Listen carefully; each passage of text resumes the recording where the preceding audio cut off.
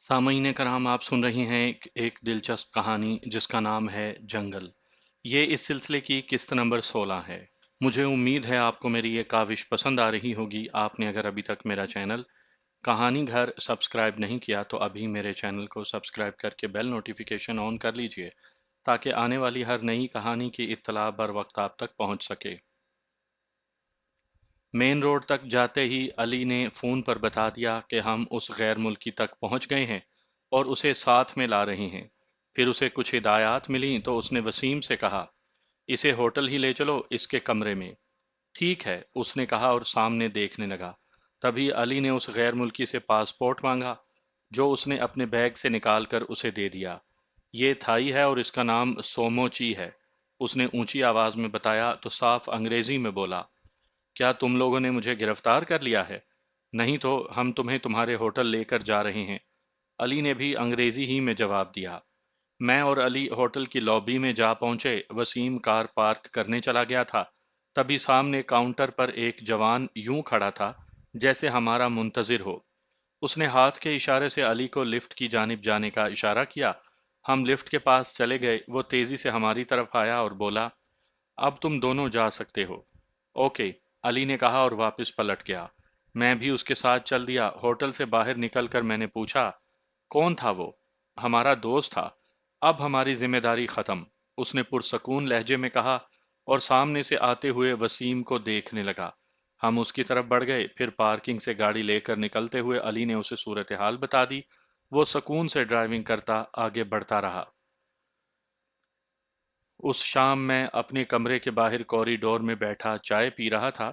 मुझे पढ़ने के लिए एक रिसर्च रिपोर्ट दी गई थी जिसे मैं पढ़ चुका था और अभी उसका जवाब लिखने का काम कर रहा था। मैं चाय पीते हुए उसका जवाब सोचने लगा। मेरे सामने मेज पर कागज और कलम रखा था। कुछ देर सोचते रहने के बाद मेरे जहन में आ गया कि मुझे क्या लिखना है। फिर मैं लिखता चला गया।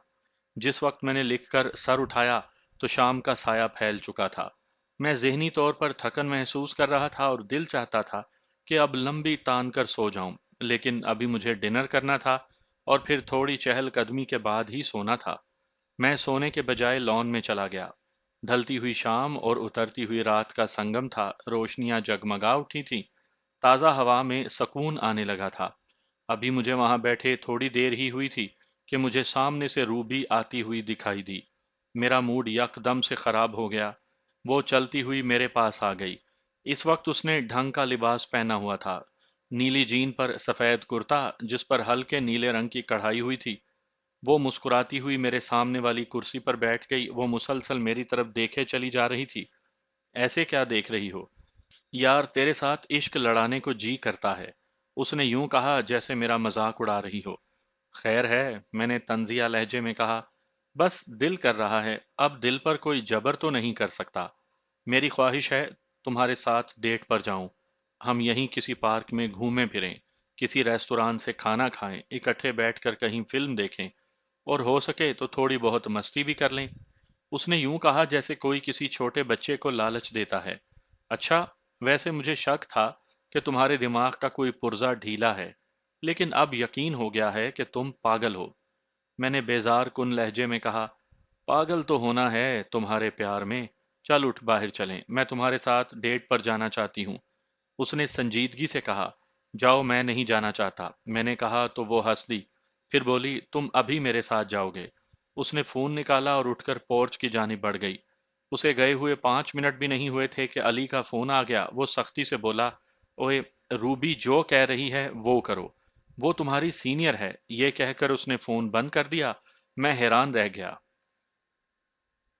रूबी पोर्च में खड़ी मुस्कुरा रही थी। मुझे हैरत से ज्यादा गुस्सा आने लगा। वो जो मेरी जान के दर पे थी, उसका हुक्म मानने के लिए सख्ती से कहा जा रहा था। एक बार तो मेरे जी में आया कि मैं अली को फोन करूं और उससे माजरत कर लूं। ये सोचकर मैं हाथ में पकड़े फोन पर नंबर पुश करने ही लगा था कि एकदम से मेरे दिमाग में ख्याल आया, यार, मैं क्यों डर रहा हूं इस लड़की से? अच्छा है, मेरे साथ जाएगी। अगर इसने बाहर जाकर थोड़ी बहुत भी मेरे साथ बदतमीजी की या रोब जमाने की कोशिश की तो इसे अच्छी तरह सबक सिखा दूंगा। फिर बाद में देखी जाएगी कि क्या होता है। ये ख्याल आते ही मैंने फोन जेब में रखा और पोर्च की तरफ चल पड़ा। وہ مجھے اپنی طرف آتا ہوا دیکھ کر کار کی پیسنجر سیٹ پر بیٹھ چکی تھی۔ میں نے ڈرائیونگ سیٹ والا دروازہ کھولا اور بیٹھ گیا۔ وہ مجھے راستہ بتانے لگی۔ مجھے یہ احساس تو تھا کہ روبی مجھے اپنے ساتھ محض ڈیٹ پر نہیں لے جا سکتی تھی۔ ضرور کوئی نہ کوئی کام ہوگا جو یوں مجھے وہ اپنے ساتھ لے کر جا رہی تھی۔ یہاں آنے کے بعد میں اتنا تو سمجھ گیا تھا کہ ہر بندہ اپنے حصے کا کام کر کے اس سے بالکل الگ تھلگ ہو جاتا تھا، یوں جیسے اس کے ساتھ تعلق ہی نہ ہو۔ کیا سوچ رہے ہو؟ روبی نے میٹھے لہجے میں پوچھا۔ تمہارے ساتھ سفر کرنے پر خود کو کوس رہا ہوں، میں نے تلخی سے کہا۔ وہ کہا لگا کر ہنستی، پھر بڑے ہی پیار بھرے لہجے میں بولی، یار، جو وقت گزر جاتا ہے اسے بھول جاتے ہیں۔ بندہ بڑا پرسکون رہتا ہے۔ جو وقت آنے والا ہے وہ جب آئے گا دیکھا جائے گا، لیکن جو گزر رہا ہے، جس لمحے میں ہم سانس لے رہے ہیں، اسے خوبصورت بنا لیں، یہی زندگی ہے پیارے۔ گزرتا ہوا لمحہ تو یہی کہہ رہا ہے کہ میں اس لڑکی کے ساتھ بیٹھا ہوں جو مجھے زہر لگتی ہے، تو اب اسے پرسکون کیسے بناؤں؟ میں نے طنزیہ لہجے میں کہا تو وہ ہنستے ہوئے بولی، یہی کہ تم مجھے محض ایک لڑکی سمجھو۔ وہ سنا نہیں تم نے کہ وجود زن سے ہے کائنات میں رنگ؟ میرے رنگوں کو محسوس کرو۔ خدا معاف کرے کہ میں تمہارے رنگوں کو محسوس کروں۔ میں تمہارے بارے میں سوچتا بھی ہوں تو مجھے غصہ آنے لگتا ہے، میں نے دبے دبے غصے میں کہا۔ لگتا ہے تم دل پر لے گئے ہو۔ خیر، مجھے جانتے نہیں ہو تم، جب جان جاؤ گے تو ایسا نہیں کہو گے۔ اس نے گہرے لہجے میں کہا اور سامنے سڑک پر دیکھنے لگی۔ ہمارے درمیان خاموشی چھا گئی۔ تھوڑی دیر کے بعد وہ مجھے بتانے لگی کہ کہاں جانا ہے۔ ایک پارک کے سامنے اس نے کار روکنے کو کہا۔ میں نے کار روک دی۔ اسے یوں پارک کرنا کہ فوری طور پر نکل سکیں۔ ٹھیک ہے، میں نے کہا اور پھر ایک مناسب جگہ دیکھ کر پارک کر دی۔ ہم دونوں پارک کے اندر چلے گئے۔ وہ کچھ دیر ادھر ادھر دیکھتی رہی، پھر ایک لکڑی کی بینچ پر بیٹھتے ہوئے بولی، آ جاؤ تھوڑی پیار بھری باتیں کر لیں۔ یہ میری مجبوری ہے کہ تم سے نہیں ہو پائیں گی، میں نے طنزیہ لہجے میں کہا اور اس کے پہلو میں بیٹھ گیا۔ روبی نے جیسے میری بات ہی نہیں سنی، اس نے اپنی کلائی پر بندھی گھڑی پر وقت دیکھا اور پھر پارک میں ادھر ادھر دیکھنے لگی۔ میں سمجھ گیا تھا کہ اسے کسی کی تلاش ہے۔ مجھے اس کا انداز ٹھیک نہیں لگا۔ بھلا ایک جگہ ٹک کر بھی کسی کو تلاش کیا جا سکتا ہے۔ میں خاموشی سے بیٹھا رہا، تب اچانک اس نے ہولے سے پوچھا، اسد، تم نے کبھی کسی سے محبت کی ہے؟ نہیں، نفرت کی ہے، میں نے سکون سے کہا۔ کس سے؟ اس نے تجسس سے پوچھا۔ تم سے، میں نے طنزیہ انداز میں کہا تو وہ ہنس پڑی۔ نہ کرو مجھ سے نفرت، بہت مہنگی پڑے گی تمہیں۔ اس نے بھی طنزیہ انداز میں جواب دیا تو مجھے لگا وہ غصہ دلا رہی ہے۔ میں خاموش رہا تو وہ بولی، اسد، وہ دیکھو سامنے، وہ جو ایک ادھیڑ عمر عورت آ رہی ہے، وہ سامنے واکنگ ٹریک پر، جس نے سیاہ ٹراؤزر اور سرخ لکیروں والی شرٹ پہنی ہے، وہ جس کے ہاتھ میں سفید رنگ کی پانی والی بوتل ہے۔ میں نے سامنے دیکھا تو ایک فربا مائل ادھیڑ عمر عورت واکنگ ٹریک پر ہلکے انداز میں بھاگتی ہوئی ٹریک پر جا رہی تھی۔ اس نے سیاہ جاگرز پہنے ہوئے تھے، سر کے بال اکٹھے کر کے باندھے ہوئے تھے، موٹی گردن، بڑا ہوا پیٹ جس پر سارا بدن تھل تھل کر رہا تھا۔ ہاں، میں نے دیکھ لی ہے۔ کیا ہے اسے؟ میں نے پوچھا۔ اس خاتون کو ساتھ لے کر جانا ہے، لیکن بہت خاموشی سے۔ اس نے انتہائی سنجیدگی سے کہا۔ کرین منگوا لوں یا کوئی؟ میں نے کہنا چاہا تو وہ جھڑکتے ہوئے سختی سے بولی، فضول بکواس نہیں کرو، اس پر نگاہ رکھو، اسے باہر سے اٹھانا ہے۔ اچھا، تمہیں کیسے پتا ہے کہ اسے ہی لے کر جانا ہے؟ میں نے یوں ہی پوچھ لیا، حالانکہ یہ سوال بالکل فضول تھا، لیکن وہ بڑی سنجیدگی سے بولی، 1.5 ہفتے سے اس کو نگاہ میں رکھے ہوئے ہوں، مجھے پتا ہے کہ یہ کیا کرتی ہے۔ اوکے، میں نے کندھے اچکاتے ہوئے کہا تو ہم دونوں خاموش ہو گئے۔ ہم اس خاتون کی طرف دیکھ رہے تھے کہ وہ ٹریک پر بھاگتی ہوئی دور چلی گئی تھی۔ میں اسی کی طرف دیکھ رہا تھا، تبھی ہولے سے کہا، وہ تو گئی، آ جائے گی ابھی، یہ 3 چکر لگاتی ہے، یہ آخری چکر ہے اس کا، اس کے بعد یہ باہر کھڑی گاڑی تک جائے گی، اس میں بیٹھے گی اور گھر کی طرف چلی جائے گی۔ اس نے تفصیل بتاتے ہوئے کہا، تو ہم نے اسے، میں نے پوچھا ہی تھا کہ وہ میری بات کاٹتے ہوئے تیزی سے بولی، جب یہ اپنی گاڑی تک جائے گی تم کو گاڑی تیار رکھنی ہے۔ تم اکیلی اسے سنبھال لو گی؟ میں نے پوچھا۔ ممکن ہے میں اسی کی گاڑی میں بیٹھ جاؤں، مگر امکان کم ہے، ذہنی طور پر ہر طرح کی صورتحال کے لیے تیار رہو، اس نے کہا اور پھر ادھر ادھر دیکھنے لگی۔ وہ خاتون اب دکھائی نہیں دے رہی تھی۔ پارک میں کافی حد تک روشنی تھی، کئی سرچ لائٹس لگی ہوئی تھیں، لوگ سیر کر رہے تھے، کچھ بیٹھے خوش گپیوں میں مصروف، کوئی کھیل کھیل رہے تھے۔ ایک پرسکون سا ماحول تھا۔ میں گاہے بگاہے ٹریک پر آتے لوگوں کو دیکھ لیتا تھا۔ تبھی وہ ادھیڑ عمر خاتون آتی دکھائی دی۔ روبی اسے دیکھتے ہی اٹھ گئی۔ میں بھی اٹھا اور گیٹ کی طرف جانے لگا۔ میں اپنی کار کی طرف بڑھ گیا اور وہ اس کار کی طرف چلی گئی جو ممکنہ طور پر اسی خاتون کی تھی۔ وہ سرخ رنگ کی ایک چھوٹی سی کار تھی۔ جو ہی وہ اپنی کار میں بیٹھی، روبی بھی اس کے ساتھ بیٹھ گئی۔ کوئی آدھا منٹ کے بعد وہ سرخ کار پارکنگ سے باہر نکل آئی۔ میں اس کے پیچھے چل پڑا۔ کافی آگے جا کر ایک طرف ویرانہ سا تھا، وہاں سرخ کار رک گئی۔ اس میں سے وہ ادھیڑ عمر خاتون نکلی تو اچانک مجھے خیال آیا کہ روبی نے تو انتہائی رسک لے لیا ہے۔ وہ خاتون اگر شور مچا دے یا بھاگ کھڑی ہو تو؟ وہی ہوا، وہ خاتون ایک دم سے بھاگی، لیکن ہماری قسمت اچھی تھی کہ اس کا رخ میری طرف تھا۔ اپنی طرف سے وہ پیچھے کی طرف بھاگی تھی۔ میں تیزی سے نکلا، نیفے میں سے پسٹل کو ہاتھ میں لیا اور انتہائی تیزی سے اس عورت کی طرف بڑھا۔ روبی دوسری طرف سے نکل کر اس کے پیچھے بھاگی تھی۔ میں نے اپنی طرف آتی اس عورت کو ایک دم سے پکڑ لیا۔ خیر ہے بی بی؟ میں نے پوچھا۔ اس عورت سے بچاؤ، اس کے منہ سے ہذیانی انداز میں نکلا۔ کیا ہوا؟ میں نے پوچھا۔ اتنی دیر میں روبی قریب آ گئی تھی۔ اس نے آتے ہی ایک گھونسا اس خاتون کے رسید کیا۔ میں نے دروازہ کھول دیا، پھر میری طرف پسٹل کر کے بولی، بیٹھو۔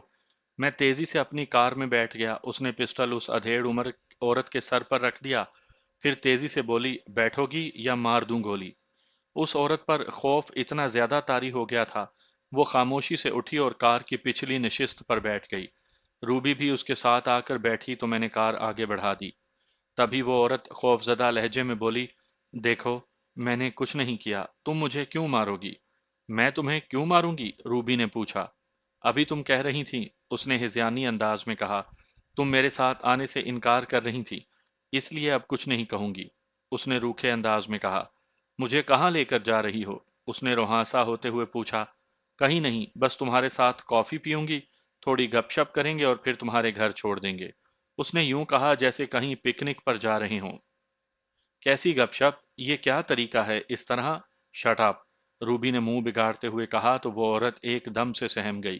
میں نے ان پر زیادہ دھیان نہیں دیا، اپنی پوری توجہ میں کار چلانے پر لگا چکا تھا۔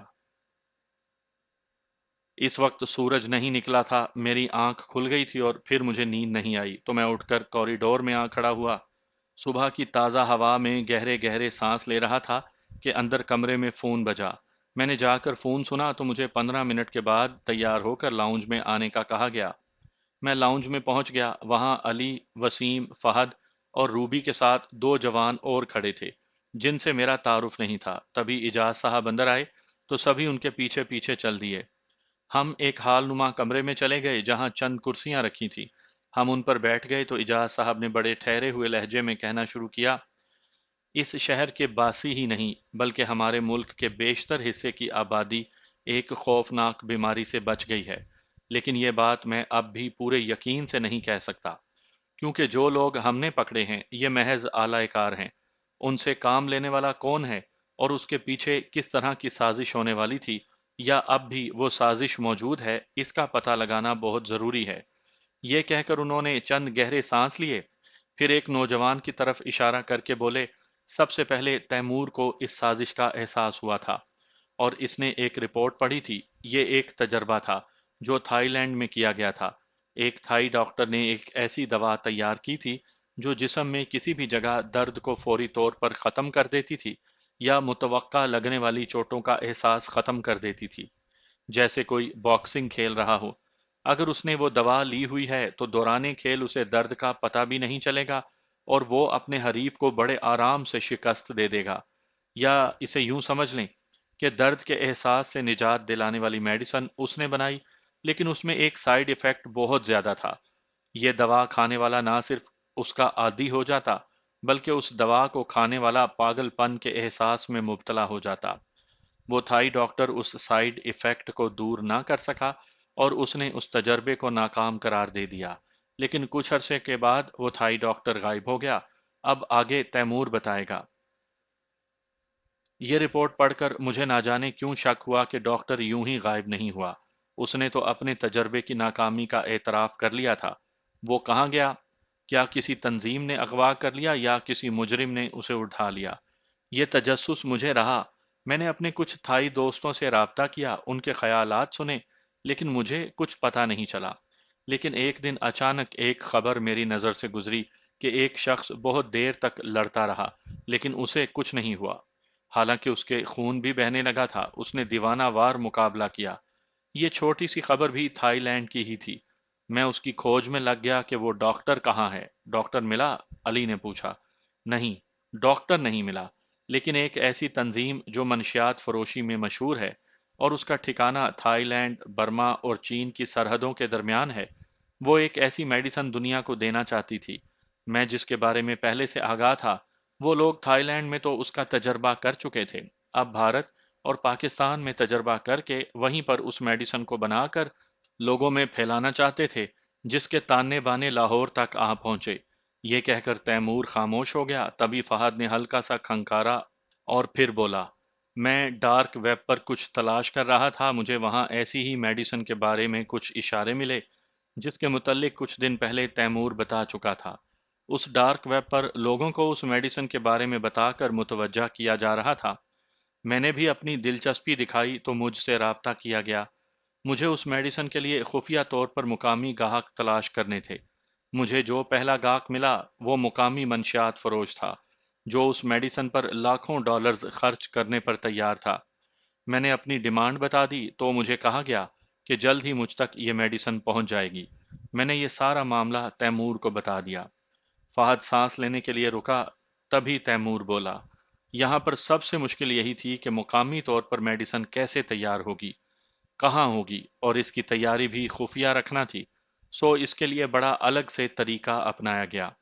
وہ لوگ جو میڈیسن بنانے کے ماہر تھے انہیں بلیک میل کیا گیا، ان کی ویڈیوز کو لیا گیا، ان کے ذریعے انہیں بلیک میل کر کے اس میڈیسن کی تیاری کے لیے راضی کیا گیا، ساتھ میں انہیں ڈالرز کا بھی وعدہ کیا گیا۔ یوں میڈیسن تیاری کا پورا پلان تیار تھا۔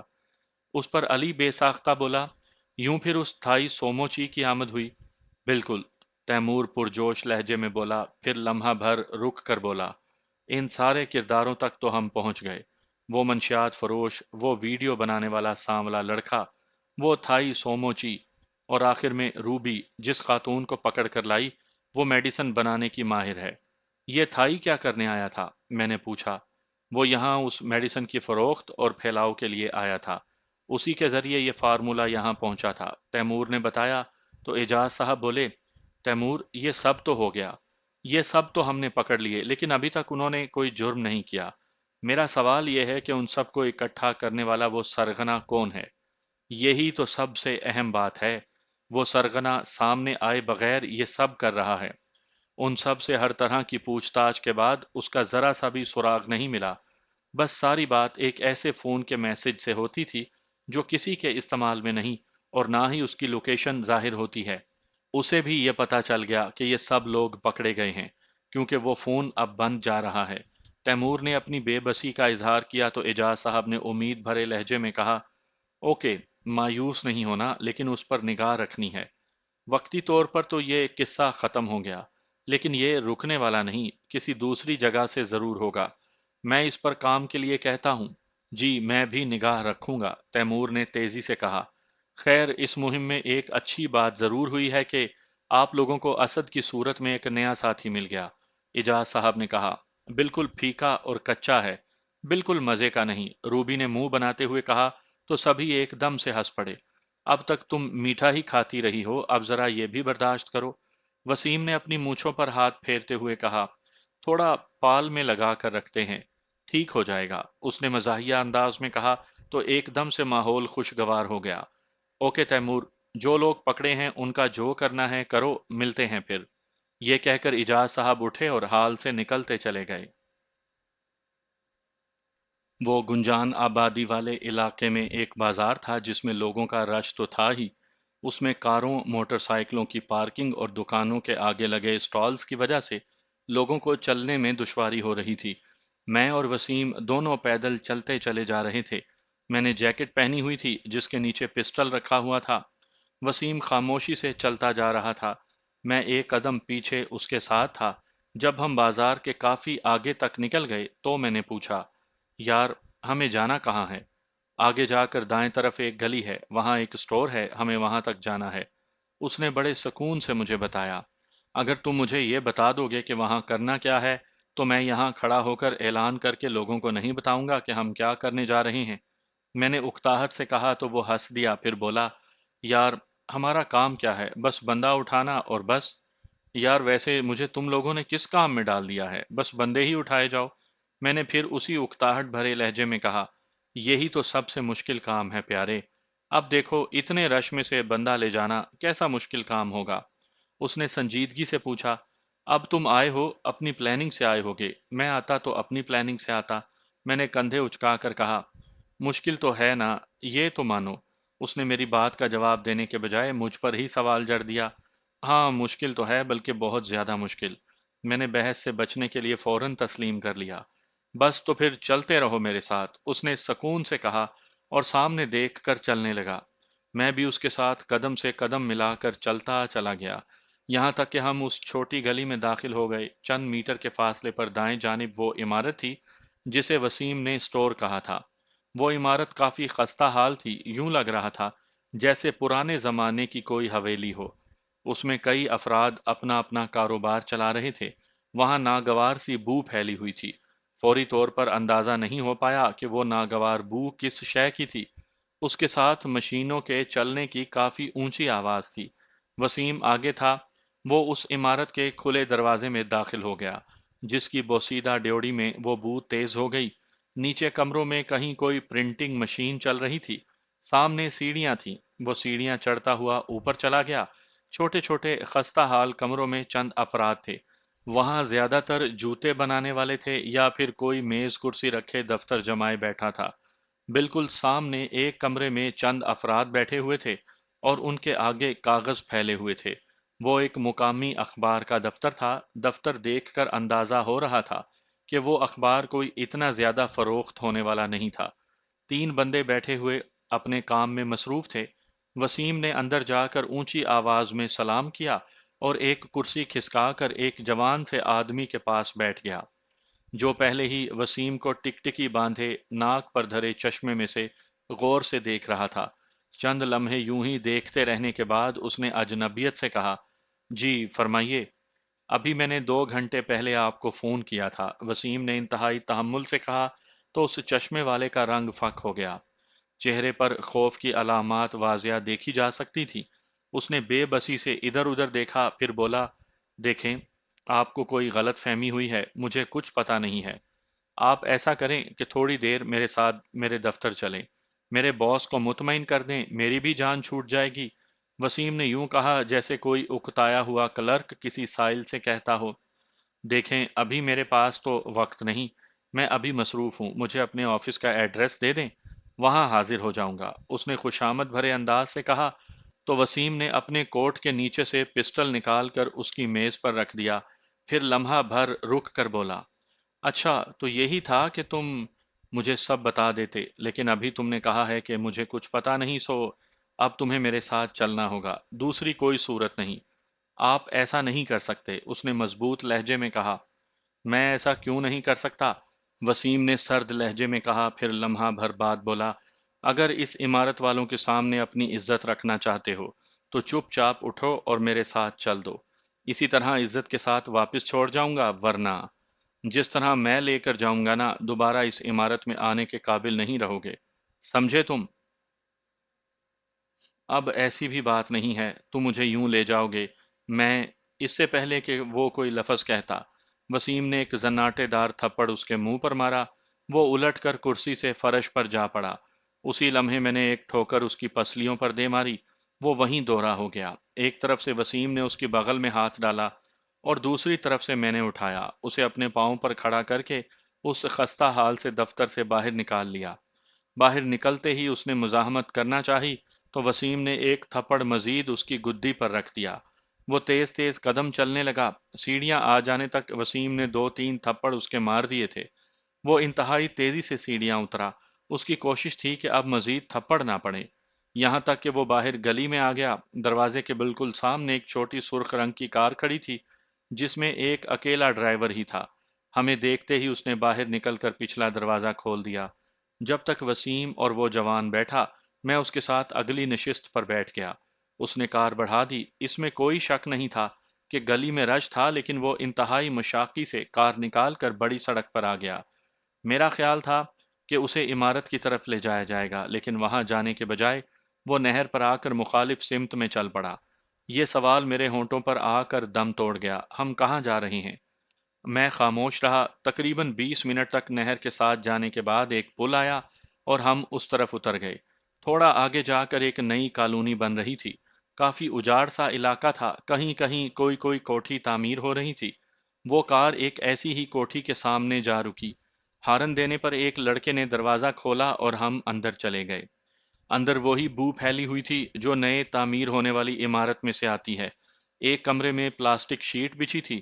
ہم وہاں چلے گئے، تبھی وسیم نے اس جوان سے پوچھا، اگر تم سکون سے ہمارے ساتھ آ جاتے تو ہم تمہیں یہاں نہ لاتے، لیکن اب باس کے سامنے پیش کرنے سے پہلے تمہاری خاطر داری تو کرنا پڑے گی نا، ورنہ تم نے وہاں کون سا سچ بول دینا ہے؟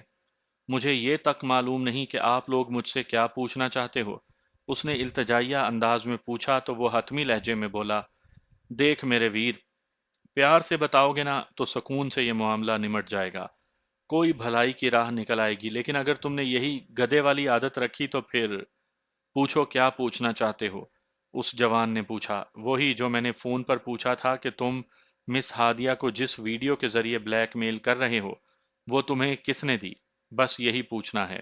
اس نے پوچھا تو وہ جوان انتہائی بے چین ہو گیا۔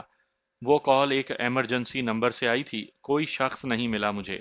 اس نے فون پر ہی مجھے معلومات دیں کہ میں جتنی چاہوں رقم مانگ سکتا ہوں، مجھے اتنی ہی وہ دے گا۔ اس نے شرمندہ سے لہجے میں کہا، کوئی رقم ملی؟ اس نے پوچھا۔ ابھی تک تو ایک بار دونوں طرف سے، دوسری بار رقم مانگی؟ وسیم نے پوچھا۔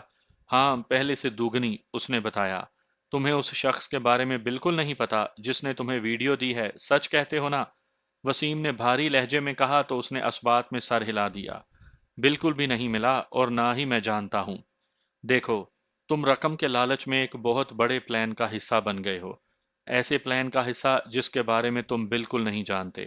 کیا تم سمجھتے ہو کہ اتنی بڑی رقم تمہیں اس ویڈیو پر مل جائے گی؟ سوچا تم نے؟ وسیم نے سخت لہجے میں پوچھا۔ مجھے ملے ہیں تو، وہ کہتے ہوئے رک گیا۔ یہ سچ نہیں ہے کہ تم ویڈیو دینے والے بندے سے ملے نہیں ہو؟ میں درست کہہ رہا ہوں نا؟ اس نے پوچھا۔ مجھے نہیں پتا، اس نے بیزاری سے کہا تو وسیم نے ایک لمحہ توقف کیے بغیر اس کے منہ پر گھونسا رسید کر دیا۔ وہ لڑکھڑایا اور پیچھے دیوار کے ساتھ جا لگا۔ وسیم آگے بڑھا اور اسے کالر سے پکڑ کر اوپر اٹھا لیا۔ پھر ایک گھونسا اس کی پسلیوں میں مارا تو وہ دوہرا ہو گیا۔ بول، ملا ہے کہ نہیں؟ اس نے سختی سے پوچھا۔ ملا ہوں، اس نے ہانپتے ہوئے کہا۔ مطلب آرام سے کچھ نہیں بتانے والے؟ اگر سکون سے سب بتا دو تو مجھے بھی یہ محنت نہ کرنی پڑے۔ وسیم نے ہاتھ جھاڑتے ہوئے کہا تو وہ جھجکتے ہوئے کہتا چلا گیا، بس وہ صرف ایک بار مجھ سے ملا تھا۔ اس نے مجھے جب رقم دی تھی، اس نے صرف ایک ہی بات کی تھی کہ میں مس ہادیہ کو ذہنی طور پر پریشان رکھوں۔ اس کے لیے صرف ویڈیو ہی نہیں، بلکہ مختلف جگہوں پر اس کے خلاف خبریں لگوانا، نجی محفلوں میں اس کے بارے میں منفی باتیں پھیلانا، وہ بھی شامل ہیں۔ اسی کے وہ مجھے پیسے دیتا ہے۔ اس کے علاوہ کچھ اور؟ وسیم نے پوچھا۔ نہیں، اور کچھ نہیں، میرا یقین کرو، اس نے جلدی سے کہا تو وسیم نے اپنا سیل فون نکال کر اس میں سے ایک تصویر نکالی اور اس کے سامنے کرتے ہوئے بولا، یہی آدمی ہے نا جس کے ساتھ تم بیٹھے ہوئے ہو؟ جی بالکل یہی ہے، بس اس سے میری یہی ایک ملاقات ہوئی تھی، اس کے علاوہ بس فون پر ہی بات ہوتی ہے، اس نے تیزی سے وضاحت کی۔ اوکے، میں نے مان لیا۔ اب میری سنو، اس بندے کو ذرا سا بھی شک نہیں ہونا چاہیے کہ میں تم تک پہنچ گیا ہوں۔ اسے دوبارہ بلاؤ، اسے پکڑوا دو، وہ مجھے مار دیں گے، اس نے خوف زدہ لہجے میں کہا۔ اوئے بے وقوف، کیا تم اسے بتاؤ گے کہ میں پکڑوا رہا ہوں؟ وسیم نے جھنجھلاہٹ سے کہا۔ نہیں تو، اس نے تیزی سے کہا، بس جب کہیں ملاقات طے ہو جائے تو ہمیں بتا دینا، باقی ہمارا کام ہے۔ پھر تمہیں کوئی کچھ نہیں کہے گا، اور کہے گا تو ہم ہیں اسے دیکھنے کے لیے، ہم دیکھ لیں گے۔ وسیم نے اسے سمجھاتے ہوئے کہا۔ ٹھیک ہے، اس نے حتمی انداز میں کہا تو وسیم نے باہر نکل کر اپنے ڈرائیور سے کہا، اسے چھوڑ آؤ ذرا دھیان سے۔ اگلے چند منٹ میں وہ وہاں سے چلے گئے۔ ہم ابھی کوٹھی سے باہر ہی کھڑے تھے کہ ایک سیاہ فور ویل آ گئی، ہم اس میں بیٹھ کر چل دیے۔ اسی شام میں جم سے باہر نکل رہا تھا کہ سامنے روبی آ گئی۔ اس نے سلیو لیس شرٹ اور ٹاپس پہنے ہوئے تھے۔ مجھے دیکھتے ہی بولی، ابے کہاں چل دیا ہو؟ آؤ ذرا میری مدد کرو۔ اور جا پرے، میں نے بے پرواہی سے کہا اور آگے بڑھ گیا۔ اتنے نخرے مت دکھا مجھے، پیچھے سے اس کی آواز آئی تو مجھے ایک دم سے غصہ آ گیا۔ میں نے پلٹ کر طنزیہ لہجے میں پوچھا، تو پھر کیا ہوگا؟ وہی جو میں چاہوں گی، اس نے اٹھلا کر کہا۔ چل دیکھ لیں گے، میں نے کہا اور پلٹ کر اپنے کمرے کی طرف چل دیا۔ میں فریش ہو کر جوس پینے کے لیے ڈائننگ ہال میں چلا گیا۔ ابھی بیٹھا ہی تھا کہ علی آ گیا۔ اس نے بھی جوس کا آرڈر دیا اور بالکل میرے سامنے بیٹھتے ہوئے پوچھا، ہاں بھائی اسد، کیسا چل رہا ہے؟ کچھ نہیں، بس بندہ اٹھاؤ اور کہیں نہ کہیں لے جاؤ۔ یار یہ کیا ہے؟ میں نے اکتاہٹ سے کہا تو وہ ہنس کر کہنے لگا، یہ بھی پارٹ آف دی گیم ہے یار۔ یہ کہہ کر وہ چند لمحے خاموش رہا، پھر سنجیدگی سے بولا، جنگل میں خودرو پودے اگتے ہیں۔ شروع میں یہ بڑے چھوٹے چھوٹے سے ہوتے ہیں، لیکن جنگل میں موجود بڑے درختوں اور پودوں کے درمیان ان کا پتہ نہیں چلتا۔ اگر انہیں شروع میں اکھاڑ دیا جائے نا تو ٹھیک رہتا ہے، لیکن انہیں چھوڑ دیا جائے تو پھر جنگل زیادہ خونی اور خطرناک ہو جاتا ہے۔ یار عجیب منطق ہے تمہاری، جب وہ جنگل ہی ہے تو اس میں کوئی بھی پودا اگے، اس پر کیسا اعتراض؟ میں نے طنزیہ کہا، نہیں، جنگل بھی صحراؤں اور دریاؤں کی مانند ضروری ہیں۔ یہی خودرو پودے جنگل میں بنے راستوں کو روکتے ہیں، انہی کے نیچے خطرناک حشرات پلتے ہیں۔ خیر، تم بھی ٹھیک کہتے ہو، اس نے کہا تو میں نے موضوع بدلتے ہوئے کہا، آج تم جم نہیں گئے؟ میں وہاں دیکھتا رہا۔ نہیں، میرا من نہیں چاہا، اس نے منہ بسورتے ہوئے بتایا۔ تو اتنے میں ویٹر جوس لے آیا۔ اس نے ہم دونوں کے سامنے گلاس رکھے اور پلٹ گیا تو وہ بولا، دراصل جب ہم کسی کے ساتھ چلتے ہیں تو اسی کے مطابق چلنا پڑتا ہے، اس کے کسی بھی حکم پر اعتراض نہیں کیا جاتا۔ اس نے سنجیدگی سے کہا، میں سمجھ گیا۔ میں نے سر ہلاتے ہوئے کہا تو اس نے اپنی جیب سے ایک چھوٹی سی چٹ نکال کر میری جانب بڑھا دی۔ یہ ایک ایڈریس ہے، یہاں ایک ادھیڑ عمر فیملی رہتی ہے۔ تم ان کے دور پار کے بھانجے ہو؟ مطلب اس خاتون کے بھانجے ہو جو ان کے گھر کچھ دن رہنے کے لیے آیا ہے۔ تم نے ابھی لاہور بھی نہیں دیکھا، تم ابھی ابھی یونیورسٹی سے فارغ ہوئے ہو اور جاب کی تلاش میں ہو۔ یہاں اس لیے آئے ہو کہ شاید کوئی کام مل جائے۔ جی ٹھیک ہے۔ میں نے کوئی سوال کیے بنا وہ چٹ پکڑ لی۔ ان دونوں میاں بیوی کی تصویریں میں تمہارے سیل فون پر بھیج دوں گا، دیکھ لینا۔ اس نے مسکراتے ہوئے کہا، کوئی خاص ٹاسک؟ میں نے پوچھا، کیا تم ہمارے ساتھ رابطہ ہی ختم کر دو گے؟ اس نے کہا اور کہا لگایا، نہیں تو۔ میں نے تیزی سے کہا تو وہ بولا، تو پھر وہ بھی بتا دیا جائے گا یار، اتنی جلدی کس بات کی ہے؟ اوکے، میں نے کہا اور پھر اپنا گلاس خالی کر دیا۔ اس کے بعد ہمارے درمیان ادھر ادھر کی باتیں چلتی رہیں۔ شہر پر رات کا اندھیرا پھیل چکا تھا لیکن گلیاں اور بازار روشن تھے۔ میں ایک بھاری بیگ کے ساتھ رکشے میں بیٹھا مغل پورہ کے گنجان آباد علاقے میں موجود ایک محلے میں جا پہنچا۔ سڑک پر پیلی سرچ لائٹس نے سارا ماحول روشن کیا ہوا تھا۔ اسی سڑک پر ایک کے بعد ایک گلی تھی۔ مجھے انہی میں سے ایک گلی میں جانا تھا۔ وہ چوتھی گلی تھی جس میں رکشہ مڑ گیا، جو اتنی زیادہ لمبی نہیں تھی۔ گلی میں چھوٹے بڑے مکانوں کا ایک سلسلہ شروع ہو گیا۔ مکانوں کی حالت دیکھ کر اندازہ ہو رہا تھا کہ وہ کوئی 20-25 برس پہلے بنے ہوں گے۔ اگرچہ یہ لاہور کی نئی آبادی تھی لیکن اسے بنے ہوئے بھی کافی عرصہ بیت گیا تھا۔ بائیں جانب بنا ہوا ایک مکان میری نشانیوں پر پورا اتر رہا تھا۔ میں رکشے سے اتر آیا، ادھر ادھر دیکھا۔ تھوڑے سے فاصلے پر چند لڑکے کھڑے تھے۔ سبھی نے سستی سی جین اور ٹی شرٹس پہنی ہوئی تھی۔ ان میں ایک لڑکے کی داڑھی اور لمبے بال تھے جسے اس نے پونی سے باندھا ہوا تھا۔ وہ سبھی میری طرف دیکھ رہے تھے۔ تبھی میں نے ان لڑکوں کو مخاطب کرتے ہوئے اونچی آواز میں کہا، یار بات سنیں، یہ چودھری اقبال حیدر کا گھر کون سا ہے؟ پہلی بار آئے ہو کیا؟ داڑھی والے نے طنزیہ سے لہجے میں پوچھا۔ بالکل پہلی بار آیا ہوں، میں نے بھی شرمندہ سے لہجے میں کہا۔ جس مکان کے آگے کھڑے ہو وہی ہے، اس نے کہا اور یوں ہی بلا وجہ ہنس دیا۔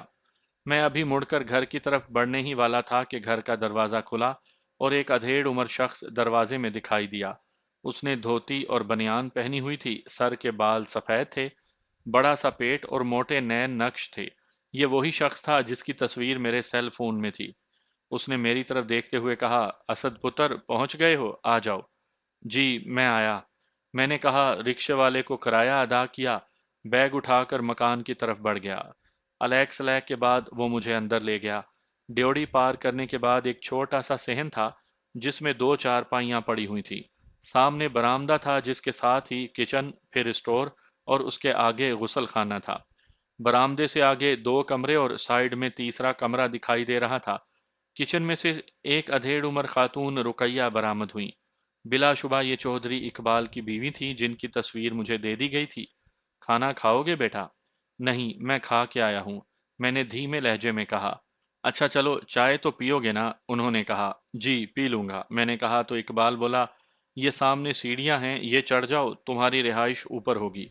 ओके, मैंने खुश दिली से कहा क्योंकि नीचे मुझे घुटन सी महसूस होने लगी थी। मैंने बैग कांधे पर रखा और ऊपर चला गया। कमरे के बाहर एक मदकूक सा पीला बल्ब रोशन था। वहां वही माहौल था जो एक छोटी सी फैमिली के रहने का हो सकता था। मैंने दरवाजा खोला और अंदर चला गया। वहां एक चारपाई थी और उस पर बिस्तर बिछा हुआ था। एक कुर्सी और मेज थी।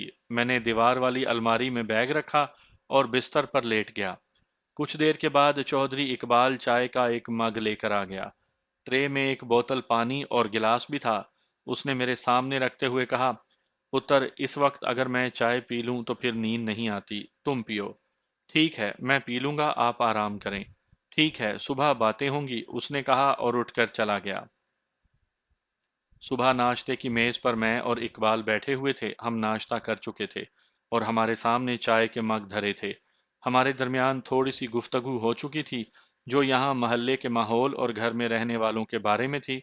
मुझे बिल्कुल मालूम नहीं था कि यहाँ रहकर मुझे क्या करना है, लेकिन मैं अंदर से चंद दिन सुकून से गुजारने पर खुश था। मैंने सारा दिन ऊपर वाले कमरे में सोकर गुजार दिया था।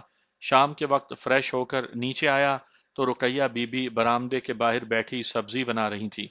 मुझे देखते ही बोली, पुत्र, कुछ खाना पीना है? भूख तो लगी है, मैंने कहा तो वो बोली, चल थोड़ी देर ठहर जा, मैं खाना बनाने लगी हूँ, फिर खाते हैं। आप ना बनाएं, मैं बाहर से ले आता हूँ, मैंने कहा। चल तेरी मर्जी, उन्होंने कहा तो मैं कुछ कहे बिना बाहर की तरफ चल पड़ा। कुछ देर मटर गश्त के बाद मैंने एक रेस्तुरान से खाना लिया और वापस आ गया। जिस वक्त मैं वापस आया तो गली के नुक्कड़ पर वही पौनी वाला लड़का अपने साथ चंद लड़के लिए खड़ा था। मैं जब तक घर में दाखिल नहीं हो गया वो उस वक्त तक मुझे देखते रहे। मुझे उनका यूं देखना काफी अजीब सा लगा। उस रात मैं छत पर गया तो मुझे तन्हाई का शदीद एहसास हुआ। उस रात मेरा बहुत दिल किया कि मैं फरी से बात करूं, लेकिन दिमाग मुझे मना कर रहा था। मैं जो उस हिसार से निकल आया था, अब पलट कर मैं वापस नहीं मुड़ना चाहता था। मैंने तो लाहौर आकर नदीम को भी फोन नहीं किया था। नदीम का ख्याल आते ही एक लम्हे के लिए फरी मेरी याद से ओझल हो गई और नदीम मेरी निगाहों के सामने आ गया। मेरा दिल चाहा कि उससे राब्ता करूं। आखिरी बार उसे चाय वाले खोखे पर छोड़ा था जहां से शाहिद मुझे रिक्शे में बिठा कर ले गया था। मैंने सेल फोन निकाला और उसका नंबर मिला दिया। कुछ देर तक कोशिश करने के बाद उसकी खुमार आलूद आवाज सुनाई दी। हाँ भाई, कौन है? मैं असद बात कर रहा हूँ यार, मैंने कहा तो उसकी एकदम से तेज आवाज मेरे कानों में पड़ी, जैसे उसका खुमार उड़ गया हो। ओए, कहाँ हो? कहाँ गायब हो गए हो तुम? मैं इधर लाहौर में ही हूँ, मैंने सुकून से कहा। कहाँ हो बताओ, मैं अभी आ जाता हूँ तुम्हारे पास, उसने तेजी से कहा तो मैं बड़े प्यार से बोला। अभी नहीं सोने, मैं कल किसी वक्त तुमसे मिलूंगा। वैसे तुम हो कहाँ? इस वक्त तो मैं सांदे के इलाके में हूँ, तुम जहाँ कहोगे मैं वहीं आ जाऊंगा, उसने तेजी से कहा तो मैं बोला, मैं बिल्कुल फ्री हूँ, तुम जब चाहो कॉल कर लेना, मैं पहुंच जाऊंगा। ठीक है, मैं कर लूंगा, उसने कहा। फिर हमारे दरमियान चंद मिनट बातें चलती रहीं और फिर फोन बंद कर दिया। फिर यूं ही सोचता हुआ न जाने कब नींद की वादी में चला गया। सुबह के वक्त जब मैं फ्रेश होकर नीचे आया तो रुकैया खातून मेरे इंतजार में थी। मुझे देखते ही बोली, इकबाल साहब तो किसी काम से चले गए थे सुबह सुबह, मैंने सोचा तुम आते हो तो नाश्ता करते हैं। बैठो, मैं नाश्ता बनाती हूँ। जी ठीक है, मैंने कहा और बरामदे के कोने में रखी मेज के गिर्द कुर्सी पर बैठ गया। नाश्ता करते रुकैया खातून से गपशप करते हुए काफी वक्त हो गया। वो मेरे बारे में जानने के लिए काफी मुतजस्सिस थीं, जबकि मुझे नदीम के फोन का इंतजार था। इसी गपशप के दरमियान नदीम का फोन आ गया। वो गड़ी शाह के पास एक रेस्तुरां तक पहुंच रहा था। मैं उठकर बाहर आ गया। मैं गली में आकर सामने वाली सड़क तक चल पड़ा जहां से मुझे कोई रिक्शा मिल सकता था। میں نے دیکھا گلی کے نکڑ پر وہی 4-5 لڑکے کھڑے تھے۔ مجھے حیرت ہوئی، کیا یہ دن رات یہیں رہتے ہیں؟ آخر یہ یہاں کرتے کیا ہیں؟ کیا انہیں کوئی کام نہیں؟ میں یہی سوچتے ہوئے آگے بڑھتا گیا۔ سڑک کنارے پہنچ کر ادھر ادھر دیکھنے لگا کہ کوئی رکشہ مل جائے۔ وہ لڑکے مجھ سے چند فٹ کے فاصلے پر کھڑے تھے۔ ایک رکشہ کچھ فاصلے پر کھڑا تھا، میں اسے اشارہ کرنا ہی چاہتا تھا کہ ایک لڑکے نے آواز لگائی، اوئے ذرا بات سن۔ میں ایک دم سے بھنا گیا۔ اس نے مجھے اوئے کیوں کہا؟ وہ تمیز سے بات کر سکتا تھا۔ میں نے خود پر قابو رکھا اور بڑے سکون سے پوچھا، مجھ سے کچھ کہا؟ اوئے تم ہی کھڑے ہو ادھر، یہاں آ، بات سن۔ اسی لڑکے نے بڑے متکبرانہ انداز میں مجھے اشارہ کرتے ہوئے اپنے پاس بلا لیا۔ میں نے خود پر قابو رکھا اور چند قدم چلتا ہوا اس کے پاس چلا گیا اور اس کے سامنے جا کر کھڑا ہو گیا۔ ہاں بولو، میں نے کہا۔ کہاں سے آئے ہو اور یہاں کیوں رہ رہے ہو؟ اس نے پوچھا۔ تم کون ہوتے ہو مجھ سے یہ سوال کرنے والے؟ میں نے بظاہر نرم انداز میں اس کے بات کا جواب دیا تو وہ حیرت زدہ انداز میں بولا، ہم؟ اوئے ہم اس محلے میں رہتے ہیں اور ہر ایرے غیرے کے بارے میں جاننے کا حق رکھتے ہیں۔ بتاؤ کون ہو تم؟ میں جن کے گھر میں ہوں وہ بھی اسی محلے میں رہتے ہیں۔ میرے بارے میں اگر بات کرنی ہے تو ان سے کرو۔ اور ہاں ایک بات غور سے سن لو، آئندہ اگر مجھ سے بات کرنی ہو تو اپنا انداز اور لہجہ ٹھیک کر کے بات کرنا۔ میں نے انگلی کے اشارے سے اسے سمجھایا۔ اس سے پہلے کہ میں اپنی انگلی پیچھے کرتا، اس نے اپنا ہاتھ بلند کر کے مجھے تھپڑ مارنا چاہا، لیکن میں نے اس کا ہاتھ کلائی کے قریب سے پکڑ لیا۔ اسے نیچے کی طرف لایا، وہ دوہرا ہوتا گیا۔ میں نے اسے جھٹکا دیا اور دوسرا ہاتھ اس کے سینے پر رکھ کر دھکیل دیا۔ وہ پیچھے جا گرا۔ یہ سب ایک لمحے میں ہو گیا۔ شاید اس لڑکے کے چوٹ لگ گئی تھی، وہ چند لمحے کھڑا ہی نہ ہو سکا۔ اسے اٹھتے ہوئے نہ دیکھ کر باقی ایک دم سے مجھ پر پل پڑے۔ میں ایک ساتھ سب سے نہیں نمٹ سکتا تھا، لیکن ایک ایک کر کے انہیں خود سے دور رکھنا تھا۔ تب تک مجھے ان کی طرف سے آنے والے تھپڑوں اور گھونسوں کو برداشت کرنا تھا۔ میرے سامنے جو لڑکا تھا اس نے میرے گریبان پر ہاتھ ڈال کر میری گردن کو پکڑا ہوا تھا۔ اس وقت تک مجھ پر کئی تھپڑ اور گھونسے پڑ چکے تھے۔ میں نے اپنے ہاتھ پھیلائے، مٹھیاں بند کیں اور پوری قوت سے سامنے والے لڑکے کی پسلیوں میں گھونسے مارے۔ ایک لمحے کو اس کا سانس رک گیا، اس نے میری گردن چھوڑ دی۔ میں نے سیدھے ہاتھ سے مکہ اس کے منہ پر دے مارا، وہ چیختے ہوئے پیچھے ہٹ گیا۔ میرے دائیں جانب جو لڑکا تھا اس نے مجھے پکڑنے کی کوشش کی، میں نے آگے بڑھ کر اسے جکڑ لیا اور اٹھا کر سڑک پر دے مارا۔ وہ دوبارہ نہیں اٹھ سکا۔ مجھ پر مسلسل تھپڑ اور مکے پڑ رہے تھے، لیکن اس وقت تک کمی ہو گئی تھی۔ میں مڑا اور جو سامنے آیا اس پر تھپڑوں کی بارش کر دی، بالکل اسی طرح جیسے کبڈی میں اپنے حریف پر تھپڑ برساتے ہیں۔ وہ فطری طور پر پیچھے ہٹتا چلا گیا۔ میرے تھپڑوں میں شدت آ گئی۔ ہم اس دائرے سے تھوڑا دور چلے گئے، میں یہی چاہتا تھا۔ اچانک میں نے اس کی ٹانگوں کے درمیان ٹھوکر مار دی۔ وہ ڈکراتا ہوا سڑک پر جا گرا۔ میں نے زور سے ٹھوکر اس کے سر پر ماری۔ وہ ادھموا ہو گیا۔ اس وقت دو لڑکوں نے مجھے پیچھے سے پکڑ لیا تھا۔ لاشعوری طور پر میں یہی اندازہ کر رہا تھا۔ کبڈی میں ایک داؤ دھوبی پٹکا ہوتا ہے، جس میں حریف کو پیچھے سے اٹھا کر یوں سامنے پھینکا جاتا ہے جیسے دھوبی کپڑے کو زمین پر مارتا ہے۔ میں نے ایک لڑکے کو پکڑا اور اسے دھوبی پٹکا مار دیا۔ وہ جیسے ہی سڑک پر گرا تو وہ اکیلا لڑکا صورتحال دیکھ کر بھاگنے لگا۔